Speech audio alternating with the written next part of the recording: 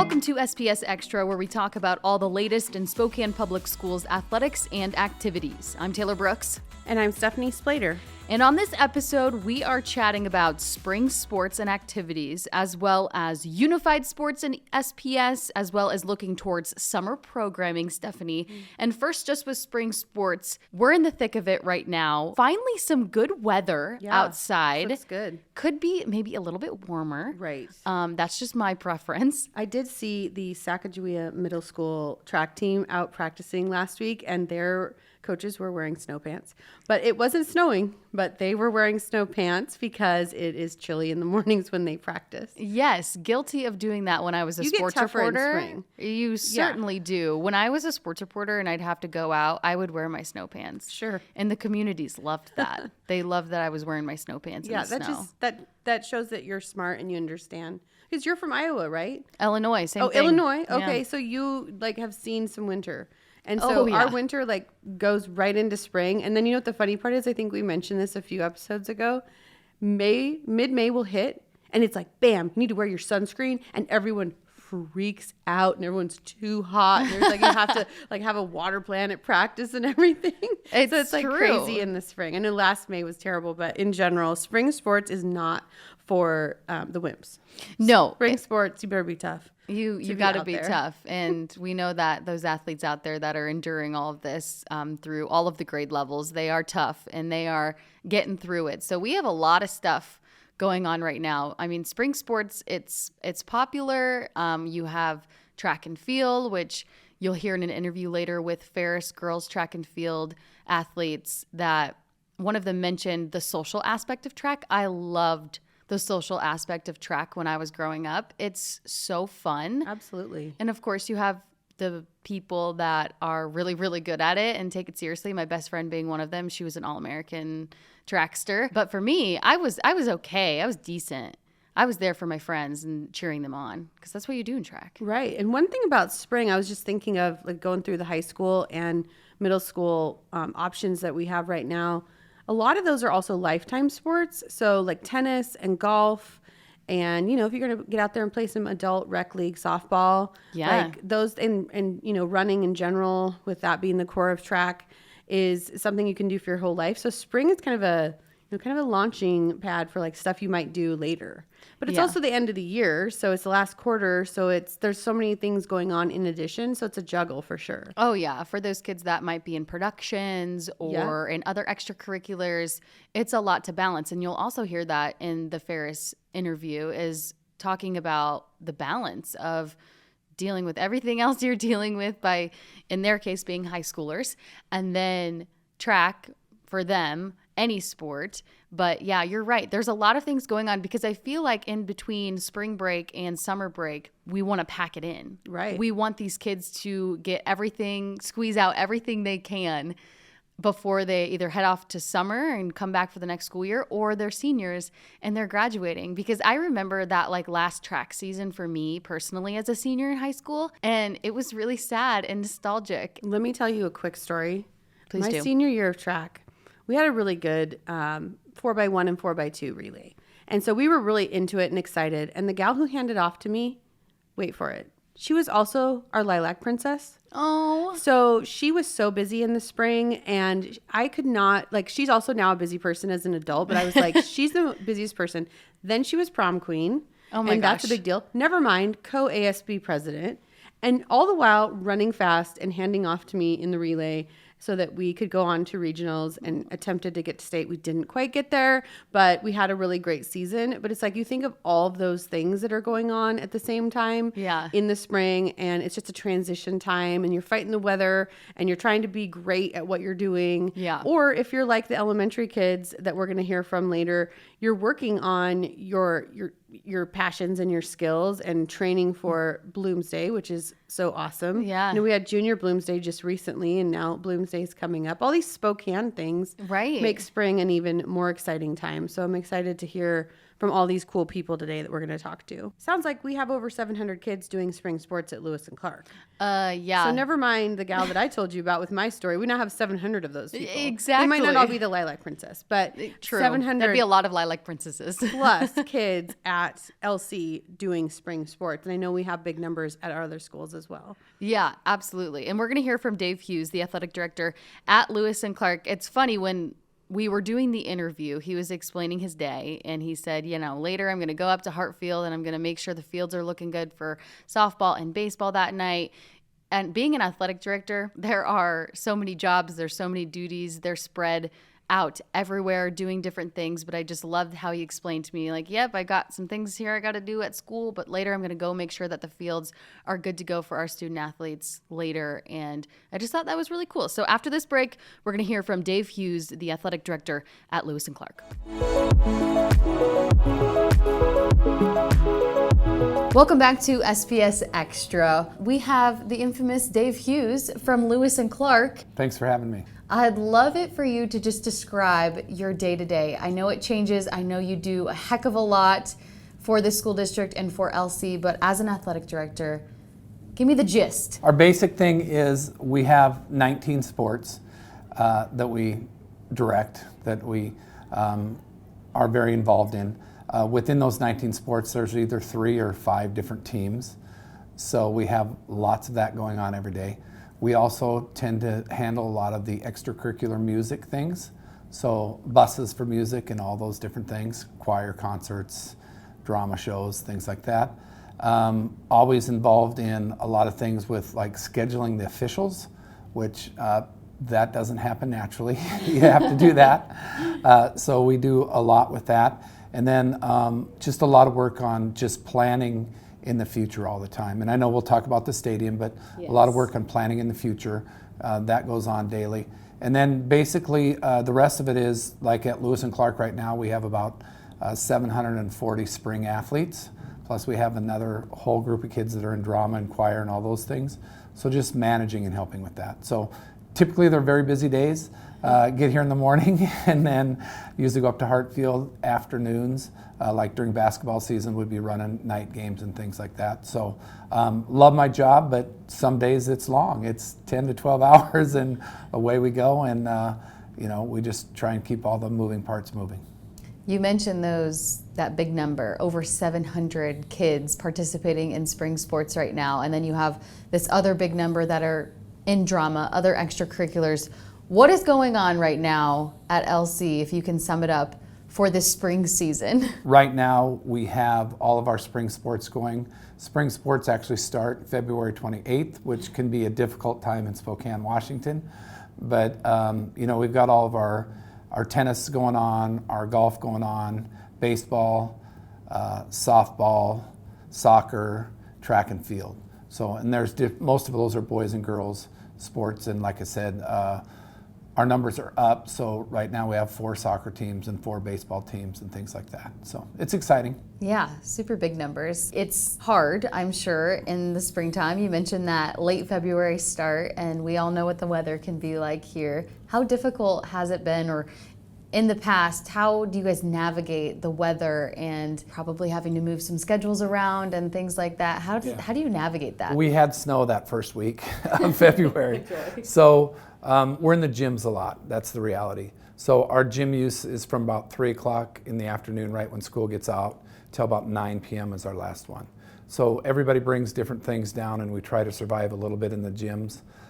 Any place that has any AstroTurf, which Spokane Schools doesn't have a lot, but any place that does, usually that turf can be shoveled off, and then you at least get some room. So like for us at Lewis and Clark, the only turf we have is around a baseball field. We kind of have some pitchers areas that have some turf. So that's shoveled off, and then they can go. But yeah, it's difficult. Probably the worst is for the golfers, because the golf courses actually didn't really open till the week before spring break. Right. So they're just kind of hitting balls in a net for a long time. And everybody pretty much puts their clothes on whenever it's close to being able to get out and stand on the grass. We start and we go. I know there's a few teams that are doing well, are expected to do well. Can you talk about those a little bit? Yeah, our boys soccer right now, they're going to be in that upper group. So they do a really nice job. We've got some talented soccer players. We have a good coach, Micah Lamb, and so they're doing a great job. We project our girls golfers to be very good. Michelle Graffis is our girls golf coach. She's a PGA teaching professional, And she's done awesome job with our girls golf program. She was PGA, one of them that was like a youth instructor of the year last year, so that was a great honor for her. Yeah, and then our boys tennis is very solid. I think our boys tennis, coached by Tobin Phelps, is going to be kind of in that upper group, and we've got some pretty solid boys tennis guys. I think all of our sports basically at LC, you know, the rest of them, you know, we're going to be fine. We're going to compete all the time, and you know, we hope for good things, but you never know how it's going to go. I want to go back to your comment you made about the numbers being up. How exciting is that to see that your guys' numbers are up? It's exciting. Kids want to do things, getting out of this post-COVID world. Kids definitely want to get out, get active. Those are great things. It's a wonderful thing for us, but it is also a management thing. Yeah. As far as like, how do you keep 4 baseball teams going when you have one varsity baseball field and then one other field? You know, facility-wise, sometimes dictates numbers. And same thing like with golf. We had to do some reductions in golf that we didn't want to do, but again, you can't take 45 kids to a golf course. And if we took 45 boys and 45 girls, that's 90. So sometimes you do have to be realistic with what you can handle, and not only on personnel, like can you find enough coaches, but also can your facility actually handle it? Right. So those are tough decisions that are made, but again, we try to do the best we can and give opportunity for everybody we can. We're talking about facilities, and there's this brand new shiny stadium that will be done in August, September-ish for Spokane Public Schools. What can you say about the stadium and just the transitional point of that with the stadium? I've been a big proponent of the stadium for a long time. I'm super happy that it's going to end up downtown. I think it's going to be wonderful for our school district. I think that you'll see as we get it online that a lot of varsity soccer games, both boys and girls, will be played there pretty much. That'll be the standard. Varsity football will be the standard down there. Yeah. And then we hope as we continue to get it online that we'll be able to run different junior varsity games and freshman games and things like that. So everybody really feels like that stadium is part of their school. So our goal as the athletic directors is to make sure that the kids know that are in those sports that that is their stadium. I think the other neat opportunity is going to be then for, like, usually we're going to graduate in June. Most of the time the weather's decent. Yeah. Be a nice place for probably graduation for the most part. We hope to at some point bring back some marching bands, like Lewis and Clark was strong in marching band. We don't have it at this point, but that would be another opportunity to have high school events that are non-traditional sports in that stadium with the marching bands and things like that. So I think it's a total win for our high schools. I think it's a win for the community because, again, as we know, there's going to be some other events that happen, some concerts, maybe some soccer teams and things like that.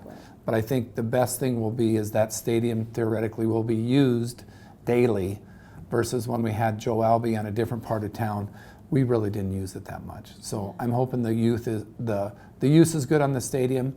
I've seen the plans many times. It's going to be phenomenal. I think people always need to know that the biggest concern is always parking, and that is addressed. Yes. We know where everybody's going to park. You are going to have to walk for a block or two. It's free but though. It's free. And you know, I think Spokane. I've been doing this, not this job, but in Spokane schools now for a while, 30 plus years, and Spokane has transitioned to a city versus a smaller town. Absolutely. And I think people need to understand that we are approaching more of the city element than just a small town. So very excited for the stadium. Yeah, I mean, with that, is there anything that you're doing at this point that's preparing your sports teams to transition to that in the late fall, or will that be a summer thing for you? Mostly what we're doing as athletic directors is scheduling in the back scenes. Yeah. So we're working tough on scheduling right now as far as making sure we have the games when we think they're going to start and things like that. And so we have that going on. There's a lot of opening ceremony talk going on where different athletes, different kids are going to get to do different things for opening ceremonies, which will be excited. But as far as the teams actually being ready to go, they'll be ready to go either on grass or turf, it doesn't matter. Exactly. So we'll be ready when we open it up. Yeah, perfect. Well, thank you so much for joining me. Yeah. It's always so great to talk to you. Well, thank you for having me. Good luck with the rest of the school year. We're kind of in this like crazy final stretch. Spring break, it rolls fast and it goes quickly. So yeah, we hope for good weather, and like I said, we're excited about the stadium, and we're excited here as Tigers about our opportunities in spring sports.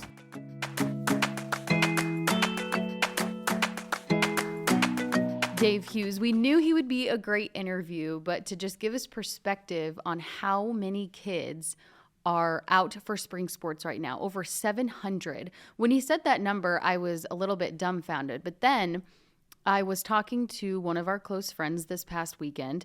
They have an 8th grader at Sacagawea. He told me 70 kids go out for baseball. Oh, yeah. And I, from a small town, I'm still getting used to the whole big school district aspect, but 70 kids going out for middle school baseball. Right. They have a JV and a varsity team. Yeah. I have never heard of that in my entire life, and I've been in sports forever. I was just shocked. Yeah, we are definitely in the uptick. I was thinking about that this morning, that there are more kids than ever doing activities, and especially spring sports, but especially the outdoor activities. And then, to be honest, we talked about in an earlier podcast, volleyball was up this year as well. So yeah, kids are wanting to do things. And if you think about it, those 8th graders that you just talked about were 6th graders when we were in shutdown. True. And so these kids are ready to get out there and do things. I think we're seeing like a resurgence of numbers that we used to see. Yeah. I know that when I was a track coach, it was always the magic number was 100 to have on my team. If you were going to have 100, you were going to be a good team. Yeah. So that was awesome, because like we're going to hear about the Ferris girls later. Right. The track's just not about competing on the track and on the field. It's about doing a lot of other things together as a group. And I think what you heard from Dave was kind of behind the scenes, what goes into it. Exactly. I was with him last week, and he was planning a track meet and like all the things that go into it. Right. There's so many pieces. And I thought, good for him being an athletic director who's super involved and making sure that the plugins work at the finish line, so you can plug in the electronic timing, and that we got those pits covered in the bad weather and uncovered when kids need to be jumping on them and so on. So appreciate all the things that he's doing. Absolutely. And kind of cool to hear what goes on behind the scenes. Yeah, I thought it was really cool, the perspective of the transition into having the new stadium next year, because think about it this way, a year from now, those kids, those soccer players will be playing in the stadium, girls and boys soccer. And he mentioned, obviously there's so many things that go into scheduling with this. Like, this is a huge process that Spokane Public Schools is going through to transition to the stadium. And I loved how he said he really hopes that the JV kiddos can experience it too. And that's what it's about. Like, that's what they want this stadium to be. It's right in downtown. It's easy to get to. Parking is free, by the way, everyone. You might have to walk a little bit, like Dave said, but not too far. It's like you can see it from the stadium. That's funny. He said a couple blocks. I'm like, I think it's about kitty corner from the stadium where the big lot will be. But yeah, you're right. Yeah, that's super exciting. I think we'll be able to have a lot of kids experience the stadium, both as spectators and as athletes, and then for coaches and training staff and all the support staff. I mean, it takes a lot to pull off these events, and it's going to be exciting because it's just a couple minutes away from everywhere. And so we've mentioned throughout this podcast in this episode is that there's so many other things going on outside of the schools and in the community, and that is Bloomsday. And an incredible partnership that we do with the elementary schools is Fit For Bloomsday, and that is really fun for those kiddos to experience that and then eventually go on and participate in Bloomsday, which is such a cool event for especially younger year kids. Okay, I got 2 stories for you. Yes. One, when I was 5, my dad and I did Bloomsday together. I made it as far as this library. So the starting line was 4 blocks away. Once I got to the library, I was like, Dad, this is too far. So I always laugh about that because my dad was so sweet, and he said, we're just going to go over to the park, wait for the T-shirts. We signed up and everything. Oh. But I was too small when I was 5 yes. to be doing all of Bloomsday, but we kind of dove into it. So that's silly stuff. But we do have some 5 and 6, well, mainly 6-year-olds doing Fit For Bloomsday. And so they're getting ready and getting excited. I'll be having my eye out when I'm doing it this year to see about all those little kids running and walking. That's so exciting. My other story is that I did Bloomsday training, I remember, in 6th grade. and we called it Bloomsday training then, so now Fit for Bloomsday. Yeah. But Bloomsday training, and we would run around the streets of Hamblin Elementary. And I was not a distance runner. I could not handle anything over a mile. To me, that was so far to me. But I did it, and I worked at it, and I worked hard. But at the end of Bloomsday training, our PE teacher gave me an award for best sprinter. And I was like, funny, because like there's really not that much sprinting in Bloomsday. Right. 'Cause it's a distance race. And I ended up being a sprinter. And so I loved it. You know, I love that little tennis shoe keychain that I got for the award. But he said, oh, yes. He's like, at the end of every run, you run so fast. So we're giving you the best sprinter award. And so every single Bloomsday since, I sprint towards the finish line like a fool in like the last 200 meters. Like I cannot do it. Totally like hamstring trouble, like all the things. But it's just funny because it's definitely a distance race. It's endurance, it's grit, it's pacing, it's all the things. And I could not, so I had to just be fast when it was time to be fast. But I've always loved Bloomsday. And one of the things that's so cool, I saw the kids running the other day at a school that's near where I live, and they were running right by a house that puts all the Bloomsday shirts on the fence. Oh. And so they've had those up for a couple weeks now, celebrating the month leading up to it. And I just thought, oh, that's quite a picture. I wish I could actually take a picture like of the kids running by the Bloomsday shirts, because that's awesome. Those shirts are fantastic. They're always so just great. Like a symbol of Spokane. And so for our elementary kids to be involved in Fit for Bloomsday is super cool. And I know Hutton has probably done it since those days that I was in school. Yeah. A long time ago, sprinting around the streets of Hamblin. But Hutton's really into it, and we have a lot of kids at different schools that are involved. Exactly. And we're going to hear from Hutton kiddos who are a part of Fit for Bloomsday as they get ready for the race. I'm Emma, and I'm in 6th grade. I'm Carly, and I'm in 6th grade. I'm Austin, and I'm in 5th grade.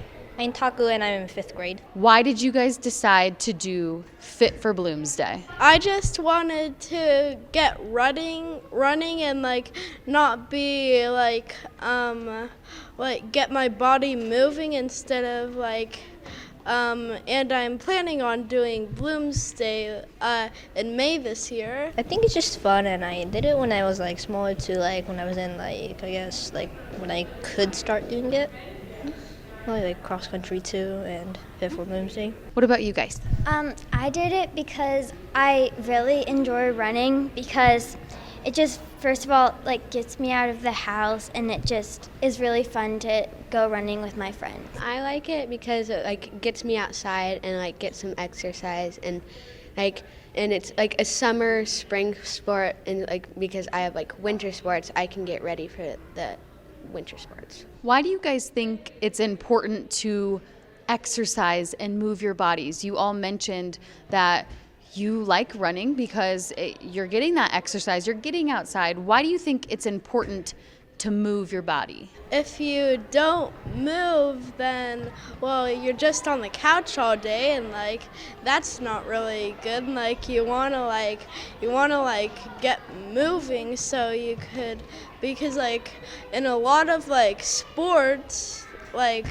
soccer or basketball that you could do, it involves like running to like play, like. And like sports are like a fun way to like get people running. Well, it gets you outside, and like you can like go on a jog with your friend, or just power walk around your neighborhood or somewhere that you'd like enjoy and with a friend or family. You feel good after you exercise, like instead of just sitting on the couch, like someone mentioned earlier. It just gives you like a sense of like joy or like freedom to do like running. How excited are you guys to do the actual Bloomsday run? I'm actually super excited. I love running, and I live mile 3 I think is where my neighborhood is, so I get to pass my house, and like I get to see like everything like where we get to run in the past years. I can try to beat my time from last year. This is my first time doing Bloomsday, and it's like 7 miles, and I went to Italy over spring break, and that was a lot of walking. Well, we got a lot of ice cream, but you walked the ice cream off though, right? Yeah.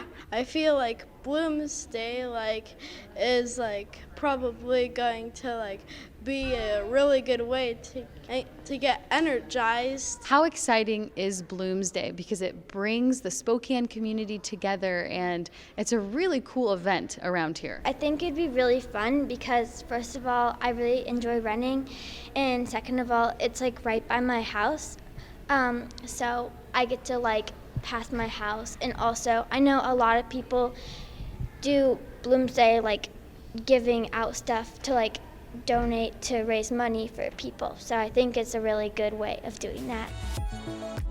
Okay, so now we have a coach here at Hutton for Fit for Bloomsday, Stephanie. So first, kind of explain to people what Fit for Bloomsday is if they don't understand the concept. So Fit for Bloomsday is really just an opportunity to invite the kids in our building to come out, and even just the community in some cases, to come out and to gather and to have that common goal of getting outside and getting athletic and running and just kind of building community, honestly. And we have a goal of the Junior Bloomsday or Bloomsday race, and we have kindergarten through 6th grade participating. And really, I just think it's an opportunity for our kids to get out there and connect. You mentioned so many amazing things about Fit for Bloomsday, and it's funny, you didn't really mention running at all, but I think that sports in general, it teaches you about life. How much do you feel like a group like this and this aspect does teach these kiddos about life? Well, I think there's a lot of pieces of this. One is just that idea of working together. And we really, as we're coaching or, cheering these kids on, we're doing activities that are around running. So they're doing scavenger hunts, or they're doing, we have different games where they're having to participate in teams, work together with different grade levels. And so they're getting that opportunity. And then also the idea of being healthy, right? Creating those healthy lifestyle of eating well, and what do we need to fuel our body with, and we're talking about getting drinks of water and doing all those types of things also. But yes, running is a big part of Fit for Bloomsday, but overall the big piece is coming together. At the elementary school level, across SPS, there, you can go to the page and you can see all of the different clubs, activities, things to do. How exciting is it for not only Hutton, but elementary schools across SPS to give opportunities like this to kiddos? Oh my gosh, I think it's critical because there's so much that we do in the day. I think that when we look at the curriculum and the stuff that we ask these kids to do all day long, it's hard, they work hard, and we also have a responsibility to teach them other parts of life. And so giving them these extracurricular activities, cross country, Fit for Bloomsday, all of these opportunities to help them build relationship outside of the classroom, and then helping them work on themselves to build self-esteem and just all of those pieces of life that come together when you are working in a group activity together. I have been a part of Bloomsday as SWX used to broadcast it, or they still broadcast it. And so that was a different perspective for me because I was in the back of a truck. Yes, with the elite runners. So rad. And we would just, go around and continue following them, and I'd have to give little sideline truck updates of what was going on and what I was seeing, and that was really cool because I still got to do the whole course. I didn't have to really do any physical activity besides awesome. It's part talking. of the whole. It's part of the whole program is that we feature it on local media, and that's so fantastic too. Exactly. So there's so many different aspects of this race, and for those kids to, I think it's a goal thing too. They know that they are training for Bloomsday. They might go into it and they might be like you and get to the library and go to the park. But the fact that they are putting out goals for themselves and they are excited to be a part of something like this, they'll remember that for years and years. They'll be like, oh, that one time that I did Fit for Bloomsday. You get the postcard that says your results, or you get to look it up on the website, or if you're lucky, in the inlander section, just to look up your name and your time. And sometimes with your family, because you have, if you have a similar last name, or if you're people that you can look up. I always loved that. And so we have all these kids that are training to do it with their families, or frankly, just training and being a part of it. And whether they do the actual race or not, who knows, but it's a cool Spokane thing. 60,000 people are going to do it, right? So no big deal. Awesome Spokane schools kids doing it for sure. Exactly. Such a fun Spokane thing. Welcome back to SPS Extra. All right, unified sports, something that is so special in our district, something that we are, Stephanie specifically, they're really trying to expand and continue to grow with our unified sports. And for spring, pickleball, that's amazing. It is amazing, and it's following an awesome season of bowling that Yes. we just did for Unified. And for those of you that aren't quite sure, Unified is something where all kids can participate. So it wouldn't just be Special Olympics opportunities for some of our kids that are in different programming, but it would be for all kids. And so if you can imagine like the school's most interesting tennis player playing pickleball with a kiddo who never even thought of playing pickleball, unless maybe they played it in PE, but playing together might have a disability or might have some things that they're working on personally. Yeah. But playing all together. So that's the unified aspect of it. I love that. And I think that that's something that's new for Spokane, and helping people understand that it's not just about certain populations, it's about all kids playing and working together in these sports. So we kicked off this year with bowling because that was really popular and was an idea that people wanted to do. We were able to get some bowling lanes at North Bowl and get the kids out there right away. And then we decided to try pickleball because everyone loves pickleball. We know in Yes. Washington we've had pickleball forever since it was invented here. Yeah. But it definitely has a popularity resurgence, it seems like. And, you know, thinking about the Special Olympic sports that we've done in the past with softball, basketball, and a little bit of soccer, we thought, well, what kind of combines all of those? And that's pickleball. And we have some modified equipment. So there's 4 or 5 different sizes of balls and different kinds of paddles and various nets and, you know, pop-ups and just all different things to make it inclusive for everybody. And it's been a good thing. It's new. So it's right. We don't have as many kids participating yet, but we're super excited for the future and working together with a team to design what Unified could look like in the future. I know our middle school athletic coordinators are really excited about pickleball next year. They've like stamped it. They're doing pickleball next year. They can't wait. And then I was talking with a PE teacher at Gary Middle School the other day. He put on an awesome training for our PE teachers. And he said that his kiddos in some of his classes, his DI classes, adapted PE, absolutely love playing pickleball. Amazing. And so he's looking forward to the future of that in Spokane. This spring, how can kids get involved? They can connect with their athletic director who can let them know what time practice is. They do a couple different times a day for each school. And like I said, some world-class equipment and some cool different adaptations for all populations. And it's just super exciting. And of course, with unified sports, with all sports, we know how much teamwork goes into that. And with pickleball, you have to communicate. You have to work as a team with your partner. And we have some athletes from Ferris girls track and field who talk about that aspect of teamwork, even though this sport is very individualized in ways. I'm here at Ferris High School with 3 student athletes in track and field. So I'm going to have you guys introduce yourselves and then what events you do for track and field. I'm Hallie Failer. I run the open 400 and the 4x4 relay. I'm Zoe Steinbaugh. I'm a senior at Ferris, and I do long jump, triple jump, and I run the 4x4. My name is Kale Steinbaugh. I'm a sophomore, and I do throwing, so shot put, discus, and javelin. Take me back to the beginning. Why track and field for you guys? Well, my mom did track and field growing up, so she's kind of the one who was like, hey, you should try this out at school.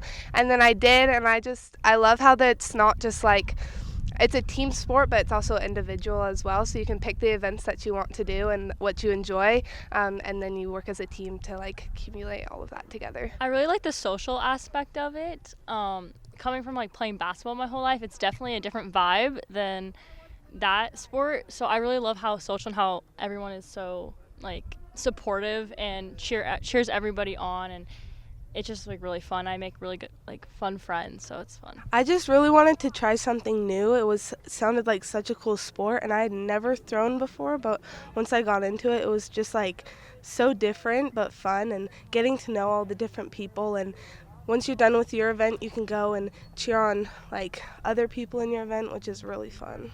Yeah, you guys all made really great points. I remember my track days. It is such a social gathering, and you get to have fun with your friends, like you mentioned, and then of course the aspect of your mom. That's really, really cool. It is an individualized sport, but it has this team atmosphere around it, whether that is realized, whether that is going and cheering on your teammates. Can you guys speak to that and how, yes, it is individualized in ways, but it is a team sport? Well, the basic of the team sport is you're scoring points as a team, so you want to compete well in your individual event because then it adds to your team total. But with that, because you want to do well as a team, what Kale was saying, when you're done with your event, you go cheer on other people because you want them to do well because you want your team to do well. So that's really cool. And then you also have team parts of track, so relays are a team event, so people work together for that. And then honestly, the different groups, jumping works really closely together, so you're almost like your own little team within that, and throwing and sprinting, and there's just lots of different mini teams within the big team as well. Anything to add to that? I know you mentioned, of course, it's much different than basketball when you're out there with a group of five and you're running plays and things like that. But what can you say about you can bring aspects of a team like basketball into a sport like track and field? Yeah, I think that it really holding each other accountable too, even though it is a very individual sport, saying yes, you can make your PR, or you're able to do that by holding each other accountable and pushing each other to be better, by also you're pushing yourself. So using this person may be faster than me, but I'm going to push myself to be just as fast or keep up with them. And so I think the whole the competitiveness of it is very similar, but yeah. When it comes to individualized sports, and especially for you throwing, mentally, you have to be sound, you have to be strong, you have to move on to your next throw. How do you do that? How do you keep yourself sound, especially in the events that you do? Yeah, definitely. That's a really hard part. If you throw bad and then you're oh no, what if I throw bad the rest of my throws? But really just thinking I have because you have 3 tries and in throwing, it's just thinking I have 2 more, just do your best, and not thinking about you really can't focus on other people but just yourself, and just talking with my coaches and just being okay, you can't really think about I need to fix this, it's really just throw your best and think about what you want to do. Can you guys add to the mental aspect of that? And that goes beyond just track and field. That goes into any sport, any activity that you're doing. It is definitely really hard, especially balancing school and athletics, because you want to do well in school, but you also want to be there for your team and stuff. So I think that is really hard. I think setting small goals to achieve really helps with that. So I want to jump a couple inches further this day, focusing on that and really zoning in on one thing. It helps you get rid of the stresses of everything else going on in your life. Mentally, it's such a hard game because you are obviously comparing yourself to others because you want to be the best in your event and you want to help your team, but there's going to be people who are better and stuff. That's something I struggled with quite a bit, and also injuries make track and field mentally really hard because when you're injured you can't do anything, and it's just hard not being able to do that. So that's also something I've struggled with, but like I said, small goals help a lot. Focusing on cheering other people on, I think, helps, because then you take it away from yourself for a minute and then you can jump right back in. When you're about to compete, it's really easy to psych yourself out, which I am very guilty of. I get really nervous before I race because I want to do well, obviously, and it's hard to not look at the times, oh, this girl's so much faster than me, I'm going to be terrible compared to her. But in reality, that's only going to bring you down. And so I try to just focus on what I can do to be better, because you can only control what you can do. And so I think that's important. And it's also nice having a good support group.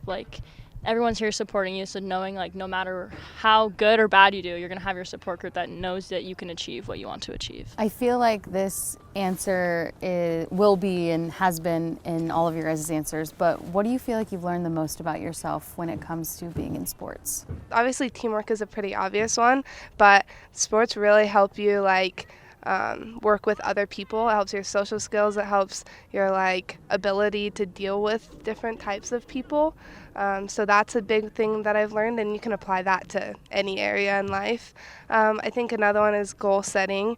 I think goals are huge, and another thing you can do in pretty much everything. I think like hard work, because you're always gonna have to work for something in your life, whether that's like a job or like whatever it may be. Like, so knowing that like not everything's gonna be easy for you, and like that's okay. Like you're gonna have to work for things, and I think like having that mindset is like something I really like grew to like be normalize and like in my life. When competing, it's like you get really down on yourself sometimes, and like I could never be as good as this person that's I'm competing against or something. But just I've learned a lot about not comparing yourself to other people and just like focusing on yourself and working hard to get better for yourself. I think that's a big thing. Last question, you mentioned doing well in school, and of course with sports and extracurriculars, you literally have to do well in school. You have to be serious about your studies.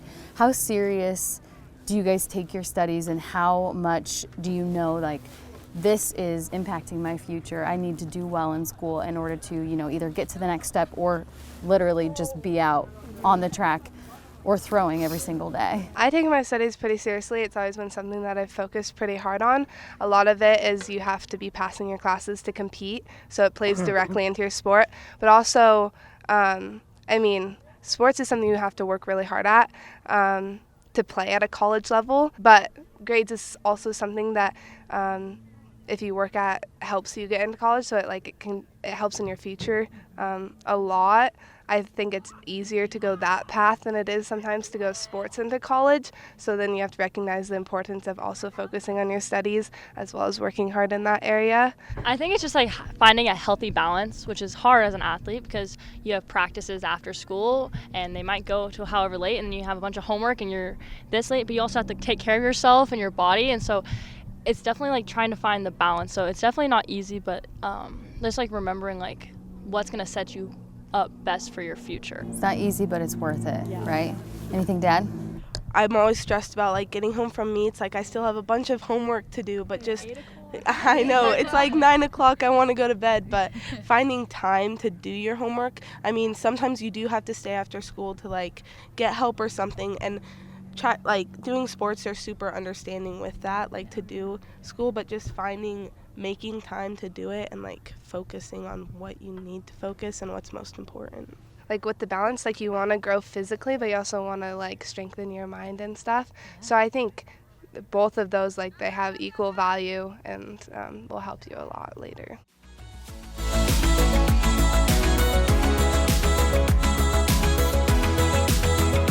Just such a genuine conversation with those three Ferris girls track and field athletes.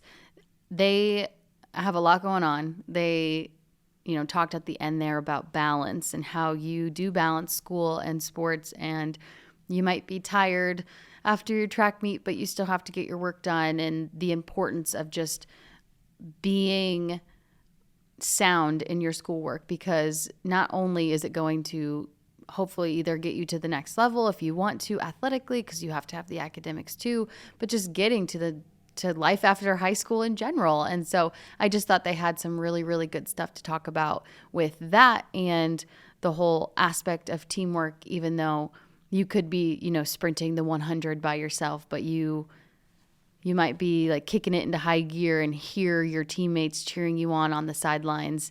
It was a really cool chat with them. Yeah, absolutely. I think they really painted a picture of what track and field is like as a athlete, because there is a team score. And I remember with my team one year, I thought, this team's going to be pretty good in a couple of years. So I think they need to understand like that there is actually a team score. Exactly. And when we switched to that, we still had the camaraderie, we still had the fun days and the working together and all the things that those Ferris Saxons described, but also knowing that when you're running the 100 against two other schools, there's a score. You're trying to get a PR. That's always the goal. Right. PB, I guess I've heard these days, personal record or personal best. You're always striving to get better. But then also you're trying to beat people as far as in a race or in a contest and competition. And so just combining all those things, I think, is what makes track and field unique. I mean, it's the first sport ever. So it's sort of like it has these historical roots in individual that comes together as a team. And I think those team moments are what the kids really thrive on. I mean, it feels good to get a personal best. Like, absolutely. That's for sure. We all know that. But it also feels good to do something together. And whether it's a relay or whether it's just together, coming together in the cold, in the wind, in the rain, or on a sunny day, kind of battling those types of things, putting the tent up, getting all the equipment there to the meet, the good lining snacks. the fields. Yep, snacks, trying to stay hydrated. But then also knowing you probably do have a paper that's due the next day or a project to work on with other kids that night. Like it's a lot. And at the same time, it feels good when you're in it. And I got that vibe from those girls for sure. Welcome back to SPS Extra. So we've talked loads about spring sports, and of course we don't want the school year to end, but it will eventually. And then summer will be here, and then summer programming for SPS, Stephanie. Yes, we are excited about this summer. We had a great launch last year with some new programs, and so now we're bringing a lot of those back from last year.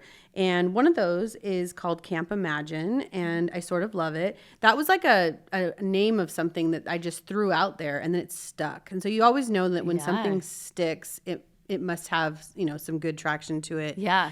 So what it is Camp Imagine is like a multi-content camp. So like all activities. You go to camp for 4 hours in the morning, and you get to do 4 different activities. So the activities are a STEAM activity, so STEM and art. So that would be STEAM. So we've got some science and technology, engineering, math, and then art. And then you would rotate and switch, and you would go to the gym or outside for a fitness activity. So that's super awesome. And then we're going to rotate again and go to creative writing, because that is my fave thing. And turns out last year, kids still want to write stories, and kids still want to respond to funny prompts and connect the different pieces together and create awesome works of fiction and other types of writing. So creative writing is one of those. And then depending on the site, we did have some Dreambox Lexia. We had some academics. This year, we're looking at either doing something with that or possibly infusing some other science. So we could break out the science or break out the art, depending on what the site is wanting to do. So our sites are all around town. Yeah. Primarily in the north side, the central, and the south side, lower south, because we have a whole bunch of programming already in the northeast. So in the northeast, we have 7 schools that participate in what's called our 21st Century Programming. And that is a 2 to 5 year grant where, similar to Camp Imagine, it's multi-content. They're doing some different things, and they're supported really strongly by community partners. So as an example, KSPS will come in and teach them a whole bunch of things about media and media creation. And so that's a part of it. We've got local STEM experts that come in and work with kids, both at 21st Century and Camp Imagine. We have the WSU Food Sense Cooperative that comes in and teaches kids all the awesome things about smoothies and salads and dips and snacks, healthy snacks to make. And so we're connecting all of those things together. But our 21st Century Programming, like I said, 7 schools on the northeast. And then on the other sides of town, we've got Camp Imagine for elementary. So for middle school has a lot of different things going on, especially with new schools opening up. Right. And some of them folding into 21st Century, but also some of them doing specific things at their schools. And something that's been super successful that we're going to roll right through summer is open gym. We're having some open gyms at middle schools this summer. We know we have Salk nailed down as a site, and we're looking for some other opportunities at other sites, but we're going to have some open time at middle schools for volleyball, basketball, and whatever. So that'll be great. I know that we have in Spokane a really strong English learner program that happens at Gonzaga that our ELD works to connect kids and families to. So that'll be going on this summer. And then classic, one of my favorite things, remember it so clearly, is going to high school sports camps as an elementary kid or as a middle school kid. So our volleyball, basketball, football, softball, we got some track. and some cheer. All the different high school activities will be having feeder program camps So fun. throughout town, different ones at different sites. I know you're going to talk about the website where everyone can get connected to these, but we have a full slate of programming. I know that Hooptown wants to integrate into some of our basketball camps this summer and provide some support and maybe some cool prizes and incentives for kids to continue to be involved with basketball, and just a lot of cool things to do in the summer. Also recognizing that this isn't school. Like, oh, there is summer school. Okay. If you're going to summer school, cool. That's awesome.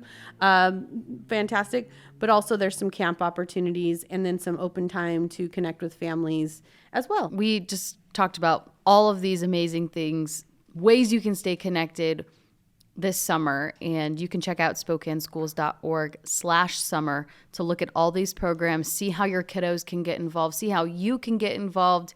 It will be an awesome summer. So for our next episode, we want to talk about that a little bit, and that is building schools and programs from the ground up.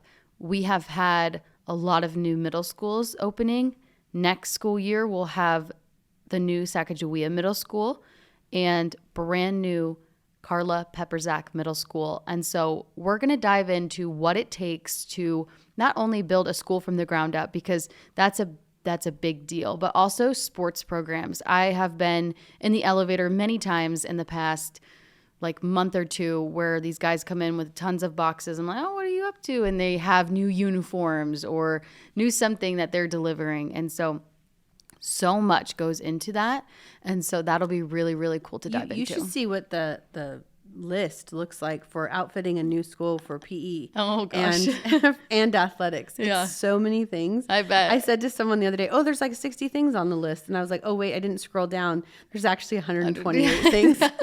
And that's just the things. And then there's quantities, and then there's sets, and then there's all the things. And I remember being at Yasuhara earlier this year with all the pallets down the middle of the hallway, and it went on forever of all the stuff, because we're really used to supplementing stuff and upgrading stuff and getting more things and cool innovative equipment for kids, starting from the bottom. And you think of the technology, the textbooks, the desks, the innovative spaces that aren't desks, and all the things. And then what about creating an identity like the neighborhoods at FLET? That's something that's now a FLET specific and cool identity marker is their neighborhoods.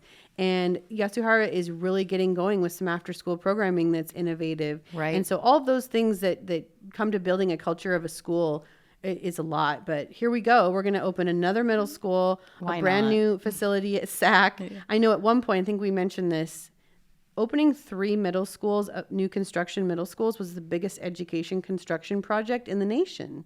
So that's a big deal. It is. And, the people that are working really hard behind the scenes, I know our curriculum team spends days and days, and they make jokes about, hey, if anybody has any boxes, we've got a lot of stuff to move. They're not kidding. They're not. There's so much stuff, but we want to have it ready and awesome for those new Pepperzak Pumas, I believe. Yes. And the Sacagawea Thunderbirds, and just roll into that identity that FLET and Yasuhara are developing. Yeah. And big other milestone that I know we'll talk a little bit about is every Spokane school 6th grader will be in middle school. They're not there yet. Half the town isn't there yet. Half the town is not there yet. And so next year we can say that all 6th graders are middle school kids. Yes. And that is a huge, huge accomplishment, and something that is known other places, but that is new for us. So we got a lot of newness. It's going to be fantastic. And every single principal that I've talked to, I got the chance to do profiles on all the South Hill principals, and every single one of them so positive about having 6th graders in their buildings. And I totally agree with the concept. I think that having 6th grade up and experiencing middle school in the fullest is going to be really beneficial for those kiddos. And every principal was just so excited. And we were talking about uniforms. FLET has their baseball uniforms had the communications department stop. And we were all sending the photos to each other. Listen, they're so good. Teal and silver is going to work no matter what. That's my dream combination.